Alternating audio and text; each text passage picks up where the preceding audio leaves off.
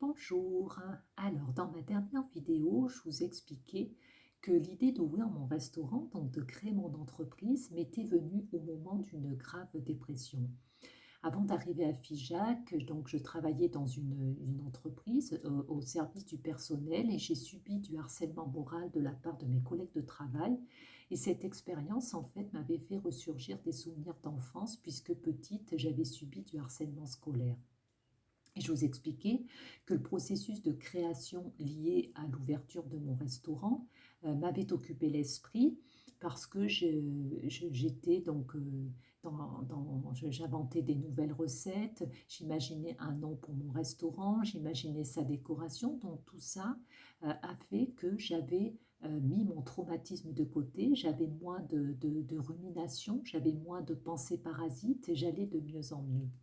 Mais ce traumatisme, en fait, il était toujours en moi, il était toujours là, et il pouvait ressortir à n'importe quel moment, et c'est ce qui s'est passé au moment du confinement.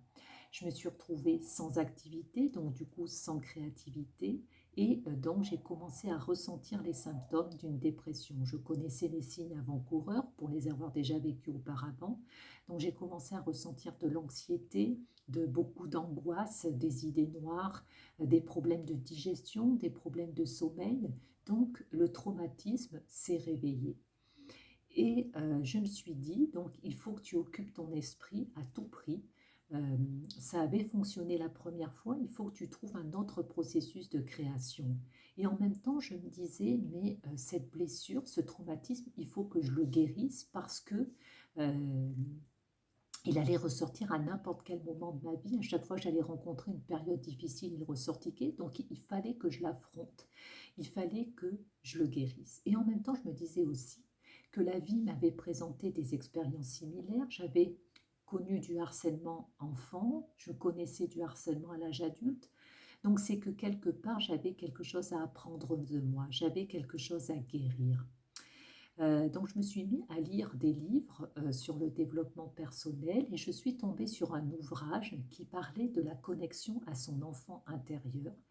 Et cette technique me paraissait intéressante et je me suis dit pourquoi pas essayer. Et je me suis connectée à cette petite fille que j'étais, cette petite fille solitaire qui aimait donc être dans la nature. Mon père donc cultivait des jardins, des potagers, et moi j'adorais être avec lui, j'adorais ça, cultiver les légumes, gratter la terre, c'était vraiment quelque chose que j'adorais, j'étais passionnée.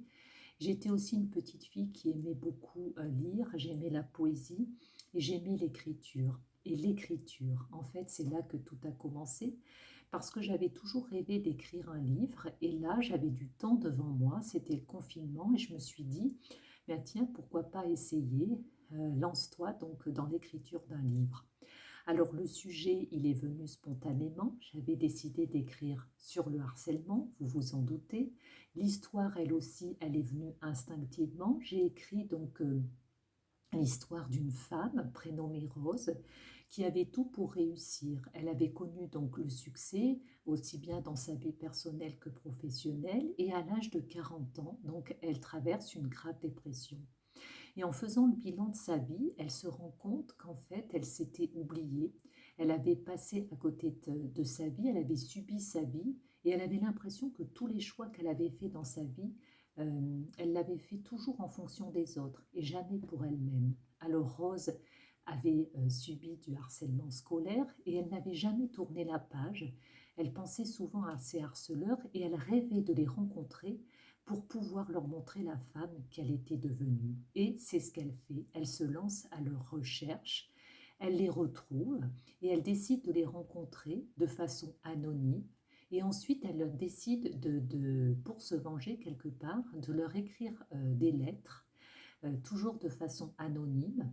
Elle leur envoie donc des lettres à chacun d'eux pendant plusieurs mois avec quelques mots posés comme ça sur une feuille de papier, mais juste pour les effrayer.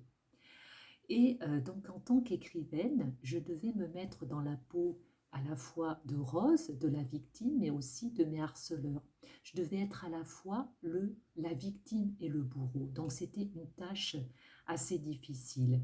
Donc comme vous pouvez vous en douter, ce roman était autobiographique parce que comme Rose, J'avais vécu du harcèlement scolaire. Comme elle, je rêvais, je n'avais jamais tourné la page et je rêvais de rencontrer mes harceleurs pour leur montrer la femme que j'étais devenue.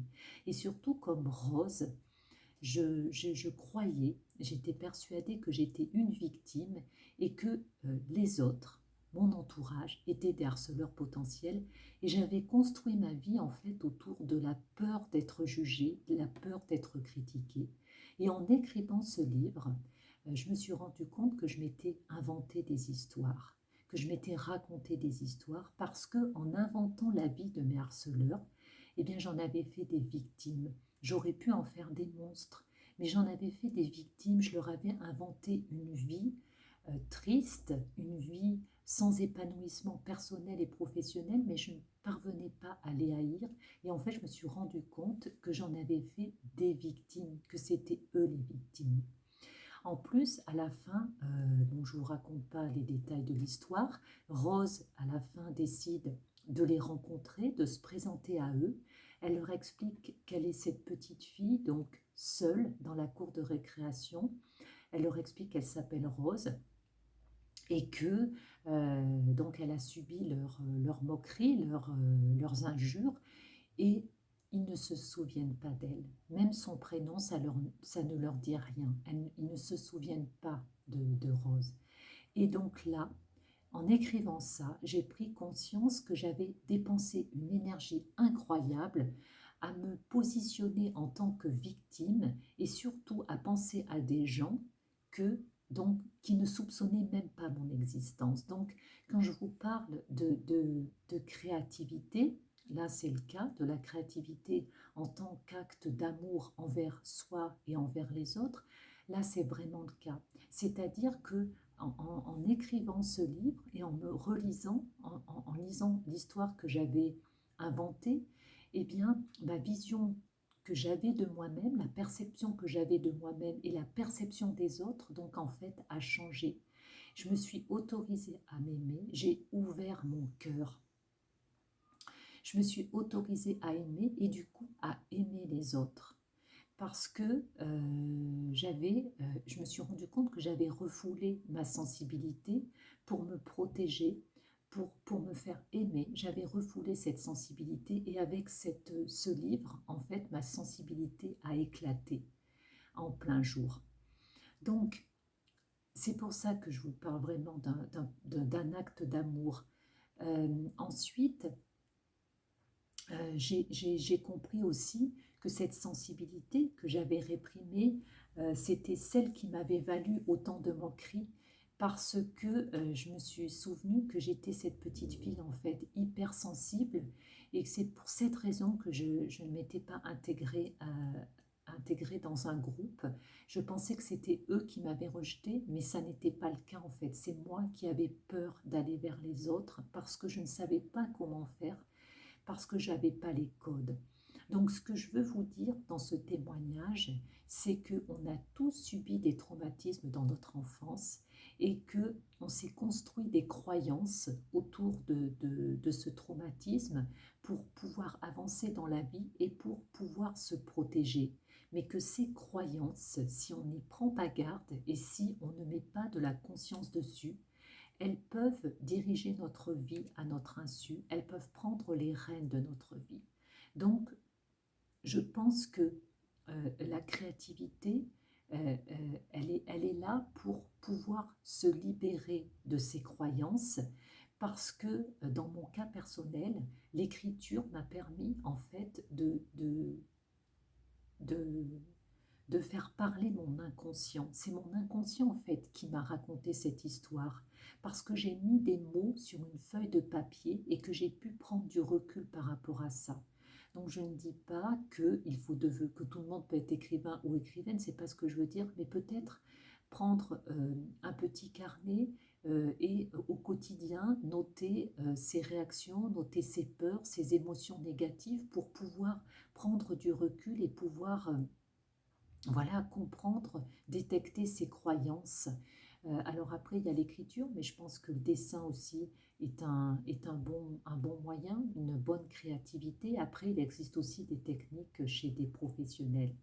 Donc voilà. c'est vraiment dans ce témoignage ce que je veux dire, c'est que voilà, la créativité en tant qu'acte d'amour et le fait qu'il faut prendre conscience de ses croyances si on ne veut pas qu'elles dirigent notre vie. Alors, je voulais vous parler aussi dans une prochaine vidéo de la créativité comme